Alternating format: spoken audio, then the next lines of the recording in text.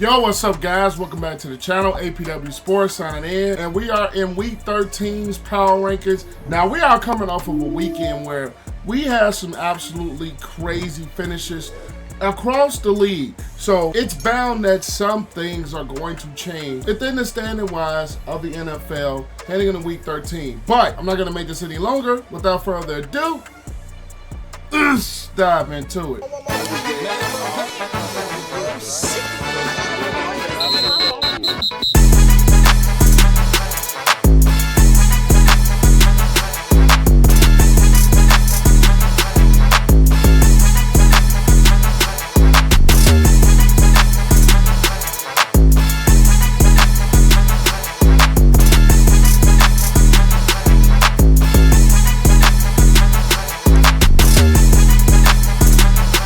Alright guys, these are my rankings from last week. Like I said, some things are going to change heading into this week.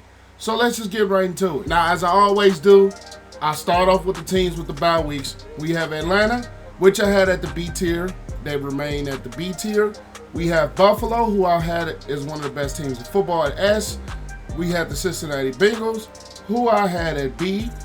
We had the Jacksonville Jaguars, I think the worst team in the NFL, that I had at D. Then on top of that, we have the New Orleans Saints, which had been playing better before the bye. I put them at C. And I had the New York Jets, and I put them at a D. Now we're going to go into the Pittsburgh Steelers versus the Cleveland Browns. Now, I'm still going to keep the Browns at D. I'm still going to keep the Steelers, if I can find them, at an A. But the thing within this ball game is the Steelers offense, it just didn't get going, just like it didn't get going the previous week against Baltimore.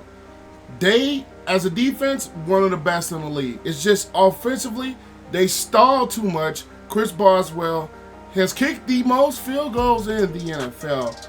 And that tells you that this offense just doesn't finish drives. This offense just does not get the job done and getting the ball in the end zone. And that is the biggest concern, whether it's been Fields at quarterback or whether it's been Russell Wilson, Fields from the Ohio State University. It's just been a big concern.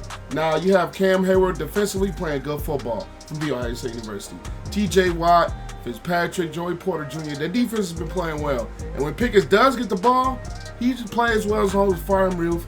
It's just, they just cannot close drives. And then the Browns, Jameis Winston has done something a little bit different from this football team than what we've seen from a guy like a Deshaun Watson.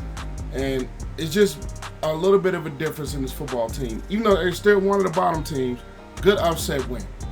The Kansas City Chiefs versus the Carolina Panthers. I will say the Panthers have been playing some much better football as of late since Bryce Young made his return to the lineup after being benched. Even though I'm still going to have them at a D. But the Chiefs, despite them winning, despite them being 10-1, they concern me a little bit. Their two tackles, not very good.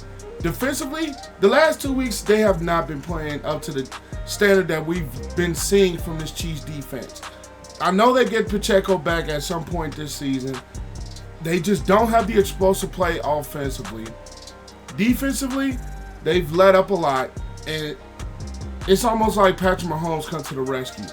And to me, it's just like, how long can the Chiefs continue to win this way without a team getting them later down the road? They already got beat by Buffalo because of those things.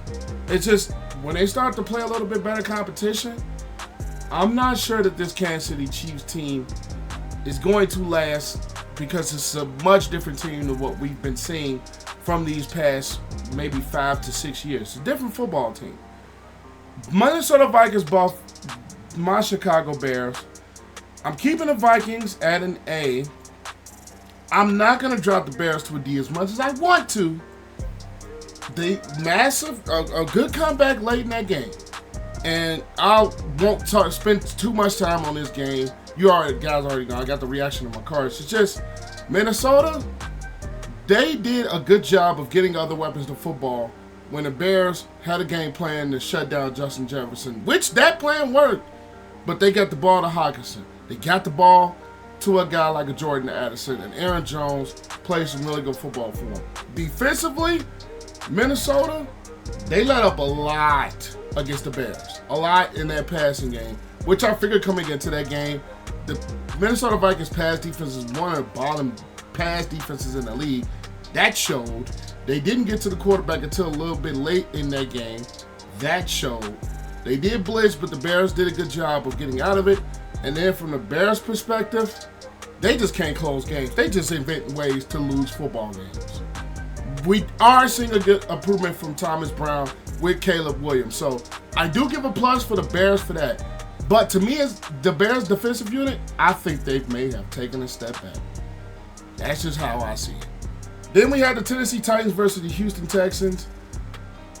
The Titans, I'm still going to have it deep, but the Houston Texans, this is the first team that's going to move. I'm dropping them down to a B.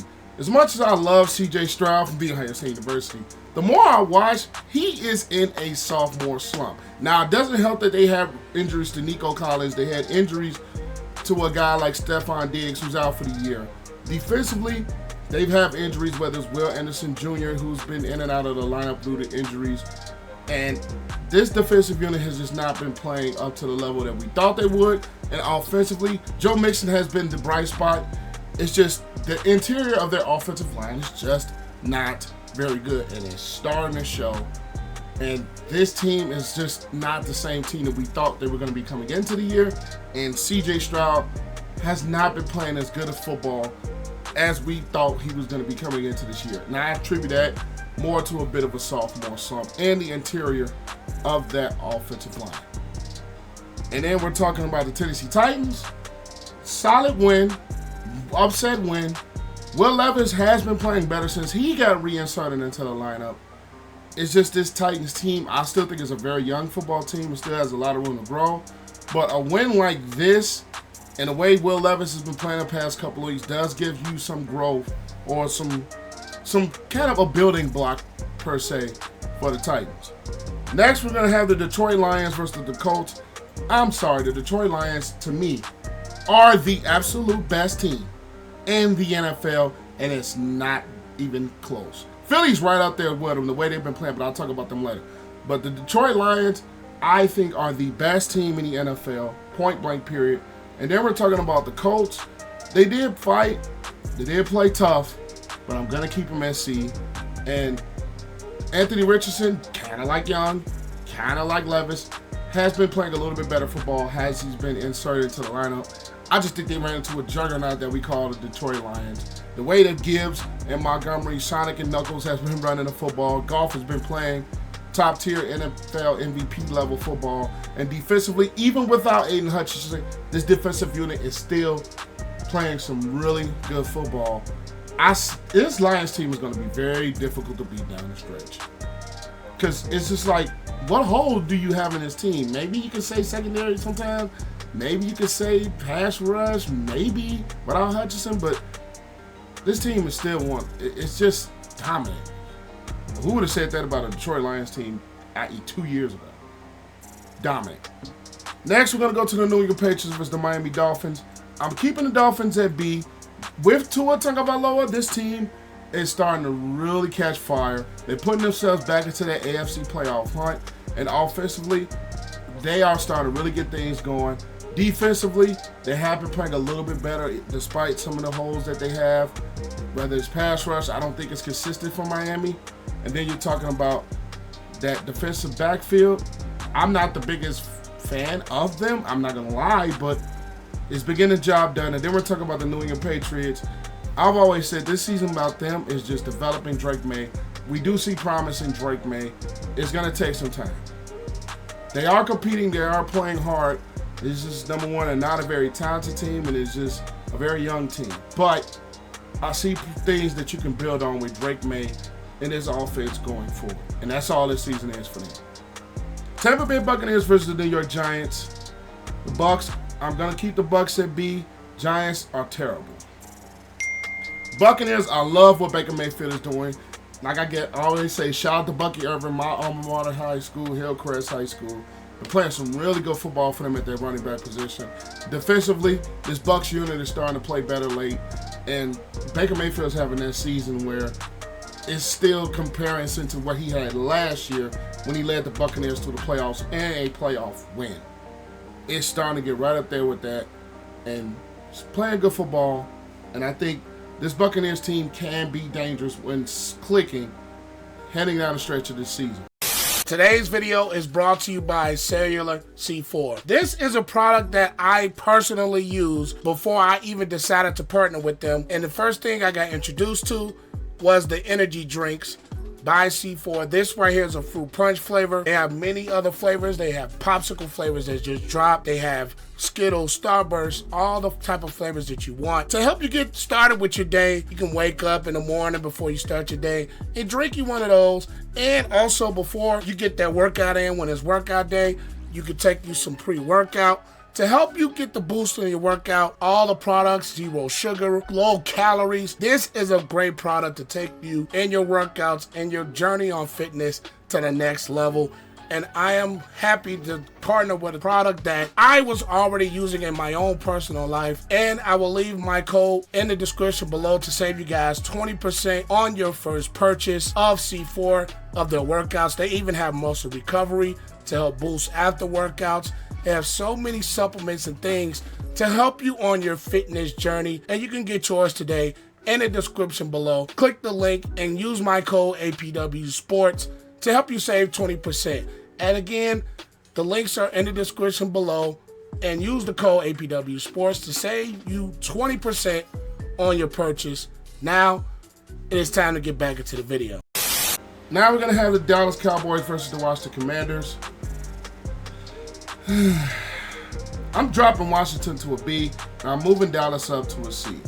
The concerns about the Commanders that I've had are showing. Offensively, they are not consistent.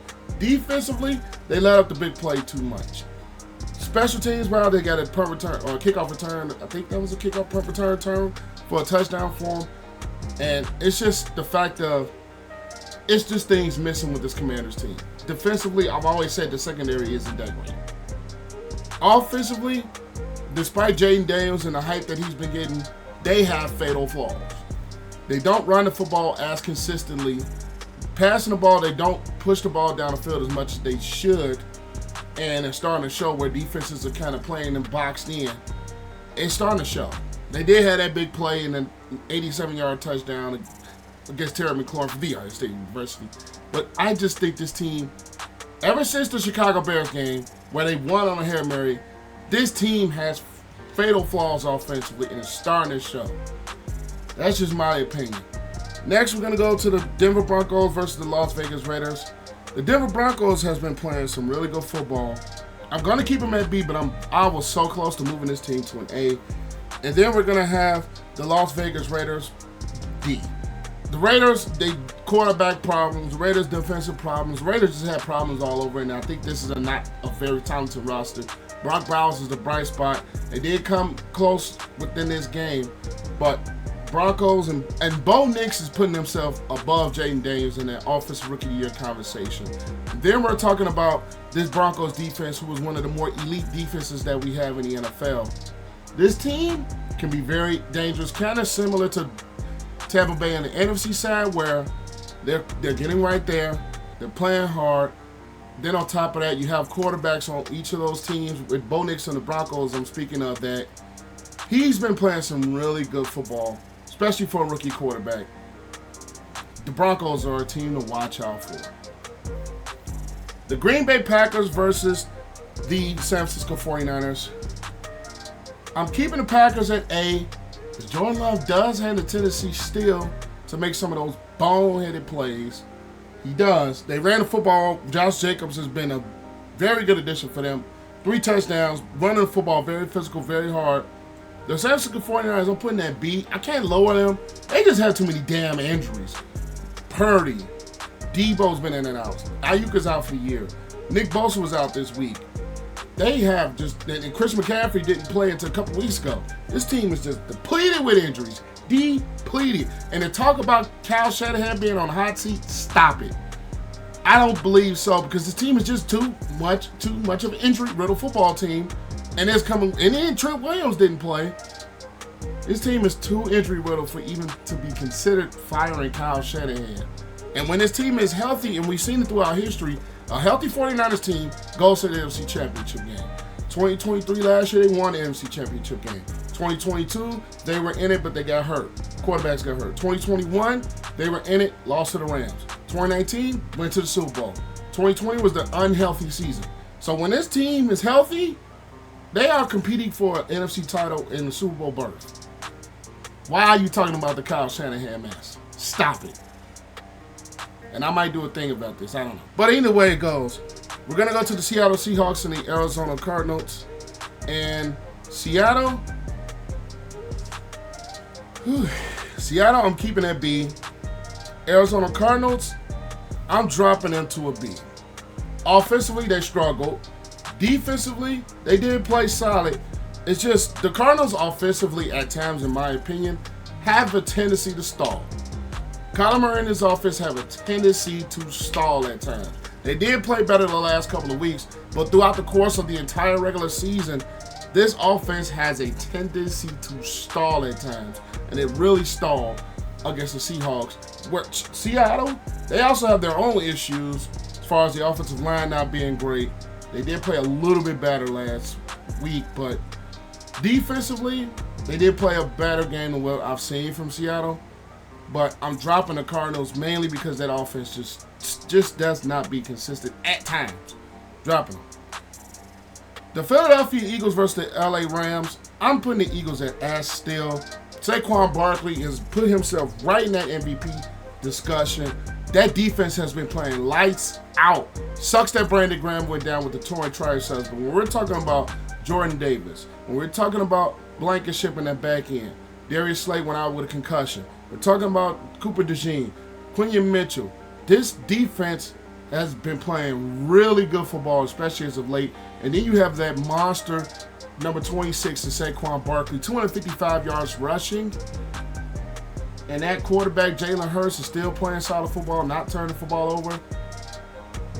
His Eagles team can challenge the Detroit Lions and the NFC. The way that the Eagles are playing right now. And I think this team is different from their 2022 run because they have consistency at that running back position. They have a dynamic game changer at running back with the talking about Saquon Barkley. And then the Rams have a flaw.